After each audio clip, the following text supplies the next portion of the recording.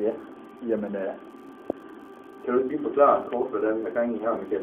Jamen, vi er ved at udnytte hvad kan man sige, den forsikringspolitik, vi har betalt for. Du især.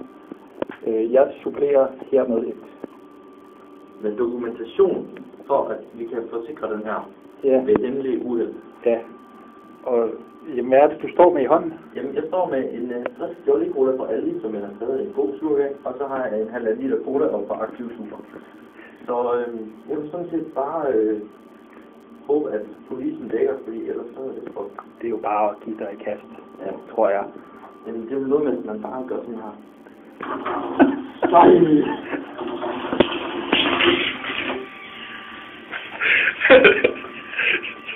Hvorfor slukker den allerede? Ej, hvorfor slukker den allerede? Det kan jeg ikke lide.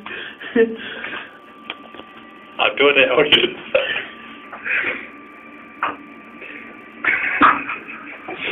Men der er mere, hvor det gode det kommer fra.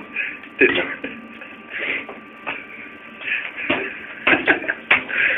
jamen dog. Der var jeg. Stop it. Ej, du er godt nok uheldig i dag. Ej.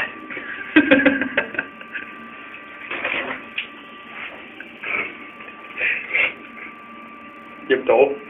Åh nej, min computer. Ej, hvad gør jeg? Ej, den er ikke god, den der.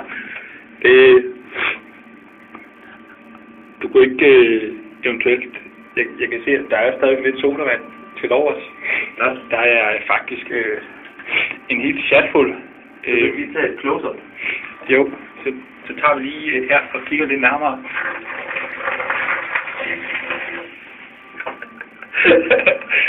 Det var vel nok ærgerligt, hva'? Det må vel ske. Jeg er ikke herre over det. Nej. Uheld sker. Og nu er det jo sådan, at det nu er lørdag, hvilket betyder, at deres, hvad skal man sige, serviceafdeling. Ja, den er så lukket. Den bliver desværre nødt til at stå weekenden over.